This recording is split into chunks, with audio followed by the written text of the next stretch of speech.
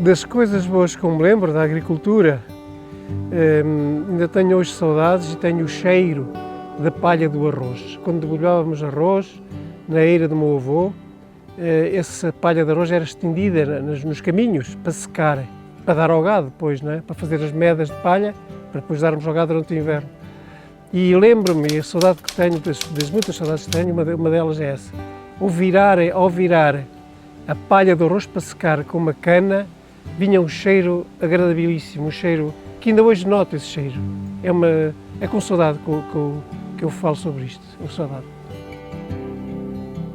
Oliveira do Bairro é sinónimo de campos agrícolas, de terrenos planos a perder de vista, de vales verdejantes e encostas soalheiras. Conhecer Oliveira do Bairro, a freguesia nascida e criada no coração da bairrada, é pensar em natureza, mas também em cultura e em religião. É percorrer estradas, ruas, cruzamentos e trilhos e conversar com pessoas, todas com fortes ligações à terra. A vida em Oliveira do Bairro sempre foi, pelo menos naquela época, não é? Uma terra pacata, não é? Não era assim uma terra de muito movimento, de muito comércio e de muita indústria, não é? Mas pronto, era uma terra onde se vivia bem, uma terra sossegada, não é? Ainda hoje é. Mas é evidente que as dificuldades naquela altura eram imensas, não é? Eram imensas.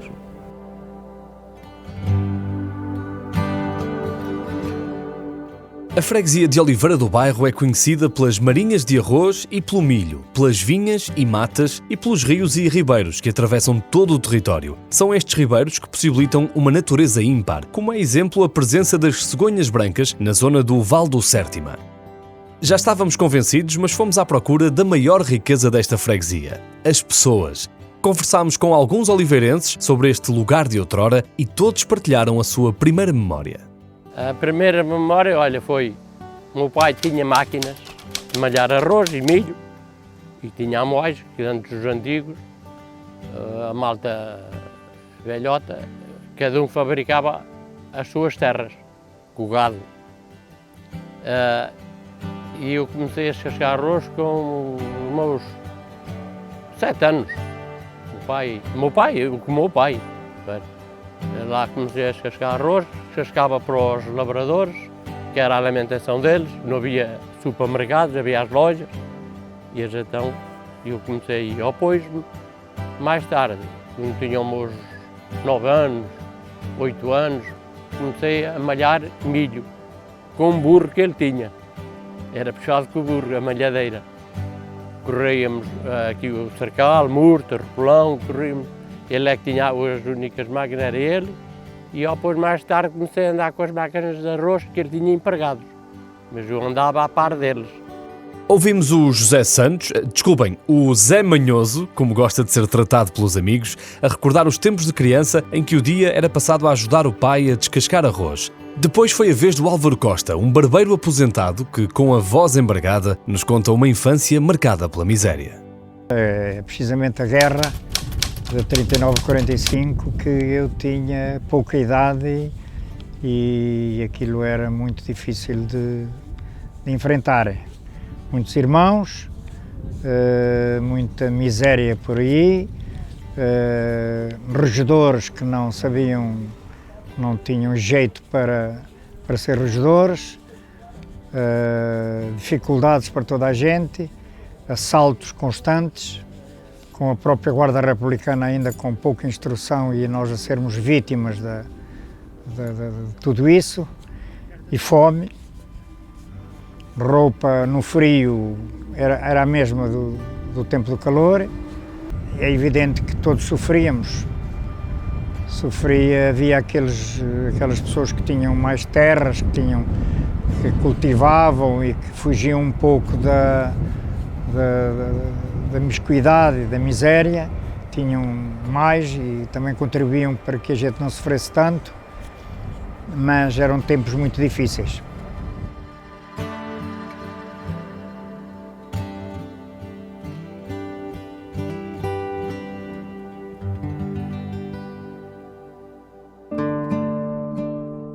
E por falar nos que tinham terras e que cultivavam, lembrei-me do início da conversa com o Dr. Álvaro Santos, hoje médico, mas nem sempre foi assim. De forma saudosa, recorda uma infância feliz a trabalhar no campo com a mãe e o avô. Eu fui criado no campo, a minha mãe era agricultora, o meu avô também era, e obrigava-nos quase, no bom sentido, obrigava-nos a trabalhar com ele nas terras. E eu sei fazer desde do podar as videiras, do impar, até o vindimar, levar as uvas para o lagar, até pisar as uvas, fazer o vinho, tudo isso eu fiz. Fiz porque vivi e fui criado nesta terra de agricultores. Para além do arroz, claro, do arroz e da batata, que eram as três culturas mais predominantes aqui na zona da Bairrada. E no meio de tanto campo para cultivar, ainda teve tempo para brincar? Tínhamos muito tempo a brincar. Desde jogar a futebol, descalço, com uma bola de trapos, aos domingos, aos sábados, e descalços porque se nós estragássemos os sapatos fracos que trazíamos, se os estragássemos a nossa mãe batíamos, não é?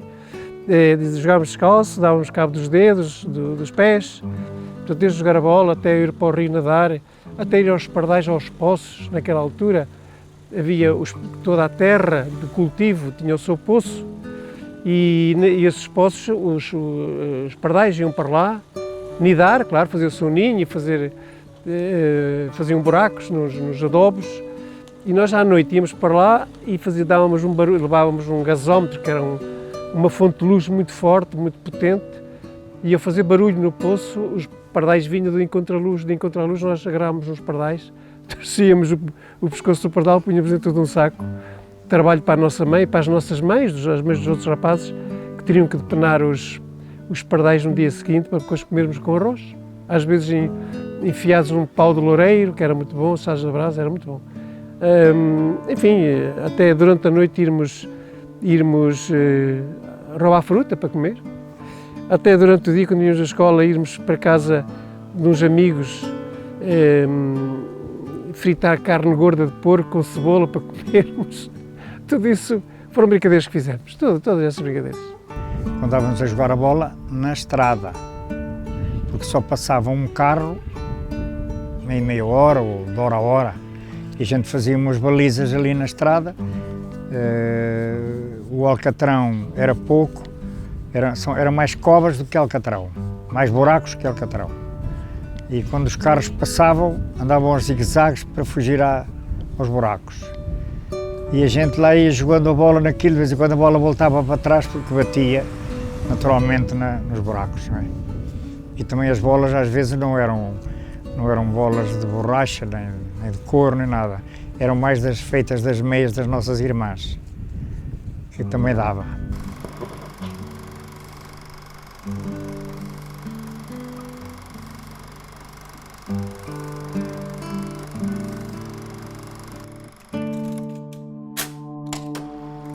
Nós também quisemos marcar golos nesta visita a Oliveira do Bairro e por isso fomos procurar o famoso Cesário do Notário, pois ouvimos dizer que ainda está para nascer quem escreva à máquina mais rápido do que ele. Como todas as crianças daquela época, fui para a escola, ainda para a escola Conde Ferreira, onde hoje funciona a Junta de Freguesia. Depois, na terceira classe, fomos inaugurar uma nova escola, no Largo Padre Acúrcio.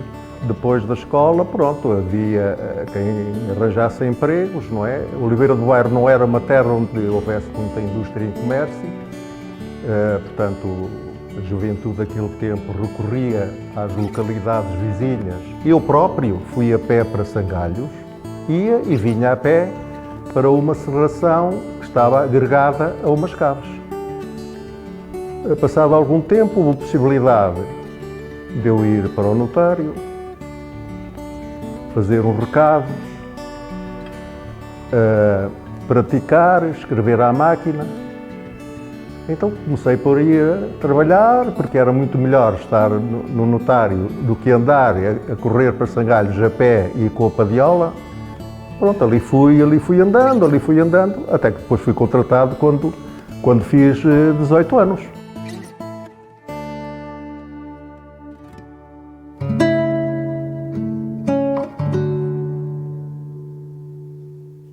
Era uma festa. Aqui o campo era uma festa nessa altura.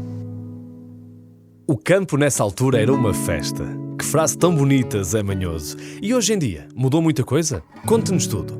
O meu tempo era labrado com as vacas, era labrado com mais rua, depois era gredado, dávamos 3 ou 4 ou 5, tinha que ficar lama para as mulheres plantarem, para espetarem. E depois mondá-lo, era tudo escolhidinho à mão. As ervas eram todas arrancadinhas à mão, não havia química, ali não havia química nenhuma, era tudo escolhido à mão. E a ceifar era com uma focinha. Empregava muita gente porque aqui o Sarcal tinha muito emprego por causa do arroz e da vindima. Tinha muita vindima também, que hoje está tudo em pinhal.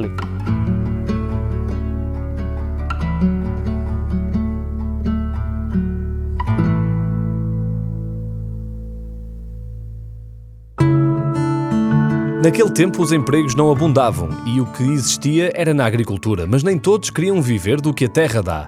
O Álvaro apostou num ofício diferente aos 12 anos. Destemido, foi aprender a profissão de barbeiro com o intuito de ganhar dinheiro e mudar de vida. Ficava ali à porta a ver trabalhar e achava uma maneira de dar à tesoura e à máquina. As máquinas naquele tempo eram manuais, não eram elétricas. Hoje a gente agarra uma máquina elétrica e aquilo é que é desbastar, não é? Mas naquele tempo havia aquelas máquinas manuais e gostávamos de ver aquilo. E o jeitinho que se dava ao cliente e também palravam bastante, não é? Havia muita conversa entre todos, toda a gente sabia ali novidades, a gente depois também aprendia muita coisa e enfim, ganhava-se a vida. E antigamente não havia os computadores, os fotocopiadores, enfim, e outras coisas que eu, como sou de outro tempo, até desconheço, não é? E de maneira que foi sim uma vida difícil e também tive sorte porque adaptei-me muito bem à máquina de escrever e escrevia com relativa facilidade. E quem escrevesse à máquina bem, no notariado, ou no civil, ou no predial, tinha uma grande vantagem sobre os outros, não é?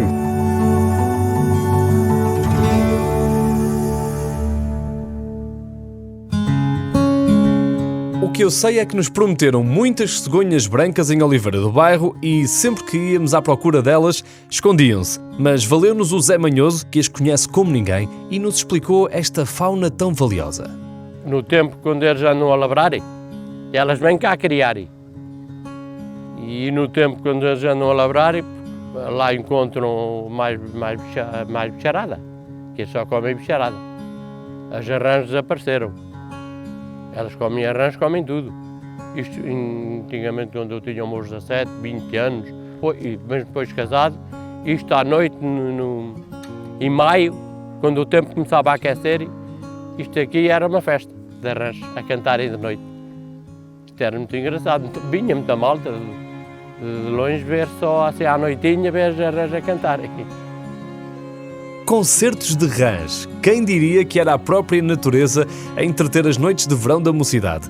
E também perguntámos ao Dr. Álvaro que distrações é que tinha na juventude. Naquela altura a família era mais unida, talvez. Não havia televisão, o rádio também não havia. Não me lembro de ter rádio em minha casa. A minha mãe ainda tinha o rádio mais tarde, já era grandote, para ouvir as radionovelas. Nessa altura, telenovelas e radionovelas. Mas lembro-me a minha mãe ter esse rádio, o Rádio Azul, lembro muito bem. Mas não havia cafés à noite, eu lembro até até os meus... Até sair de andar à papada, até ir para o colégio aqui do Colégio do Infante estudar, nós passávamos a noite em casa, não saímos à noite. Enfim, a minha família foi sempre católica e rezávamos, lembro rezar o terço à noite antes de ir para a cama e pedir a bênção à minha mãe. Beijávamos o dorso da mão da minha mãe e depois é que íamos deitar. Portanto, era uma união diferente da que é hoje, embora hoje também as famílias sejam unidas, mas era diferente, era diferente.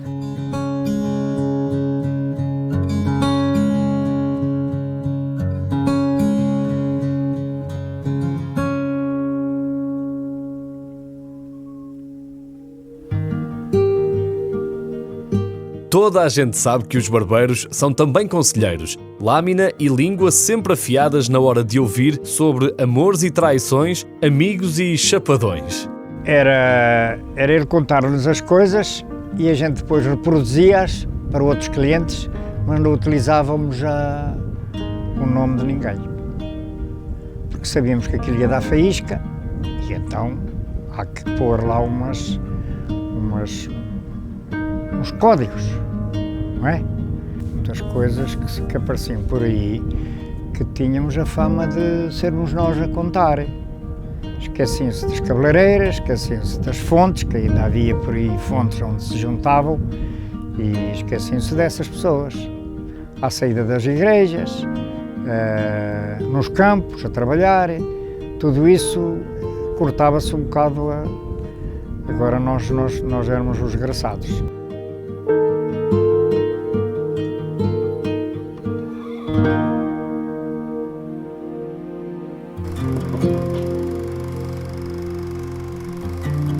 Ora bem, eu nem ia abordar este assunto nas entrevistas, mas é demasiado marcante para não referir. Houve em tempos, em Oliveira do Bairro, um local que só podia ser frequentado por homens e em que só se discutiam assuntos de homens.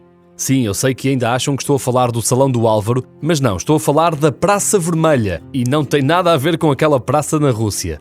Ouçam só e já percebem tudo. Eles tiravam do nosso salão para ir lá apresentar. Só que lá não havia que resguardar, nem que ter cuidado, porque enquanto nós, como disse há pouco, tínhamos que ter cuidado porque precisávamos de toda a gente para atenderem, eles na Praça Vermelha ceifavam eito. E depois, claro, ainda bem que não diziam que tinha sido lá no salão, não é? Mas foi para lá muita coisinha nossa. Lembro-me muito bem da Praça Vermelha, foi logo a seguir ao 25 de Abril, a Praça da República, onde se juntavam as pessoas. O mais assíduo, o mais típico, era um grande amigo meu, que era o José Figueiredo, que não saía da praia, até porque ele morava ali, tinha o negócio dele mesmo ali, e ele passava quase todo dia. E era nessa praça onde apareciam o José Figueiredo, que era do Partido Socialista, mas apareciam gente, aparecia gente de outros partidos, onde falávamos, onde dialogávamos, onde se discutia política, claro, nessa Praça Vermelha. Que depois acabou. Depois de morrer o José Figueiredo, praticamente acabou a Praça Vermelha. O sítio, o espaço existe, mas a essência desapareceu. Esta é sem dúvida uma terra muito especial, com a singularidade de estar entre a serra e o mar. Oliveira do Bairro concebeu pessoas orgulhosas da terra e das suas tradições. Vimos como se cumprimentam na rua, como se respeitam nas suas diferenças e como lutam por uma freguesia unida e em desenvolvimento. E gosto muito da minha terra. Por isso é que nunca saí daqui. Eu tive hipótese de sair daqui. Aliás, eu quando fiz a tropa, fui médico militar. E quando acabei a minha tropa obrigatória, o meu serviço militar obrigatório, com 30 anos, quando fiz os meus 30 anos, o médico diretor do Hospital Militar de Coimbra pediu-me para eu continuar na tropa, lá no Hospital Militar, onde eu estava, e eu não quis. A primeira coisa que disse foi: eu quero ir para a minha terra porque devo muito à minha terra. Eu quero ir para lá trabalhar como médico, não quero ficar na tropa. E fui para lá. Eu estive nos Açores também, a trabalhar durante meio ano, antes de ir para a tropa, e os açorianos queriam muito que eu lá ficasse. E eu não quis, eu quero ir para o Bolivar, porque no Bolivar é que me sinto bem. Quero ir para o pé dos meus. E tal como o Dr. Álvaro sempre quis voltar à terra, a casa e aos seus, muitos filhos de Oliveira do Bairro fizeram o mesmo. Muitas famílias emigraram na expectativa de uma vida melhor, mas a verdade é que os encontramos a todos de novo na terra, porque aconteça o que acontecer, não há casa como esta. Não há casa como a nossa.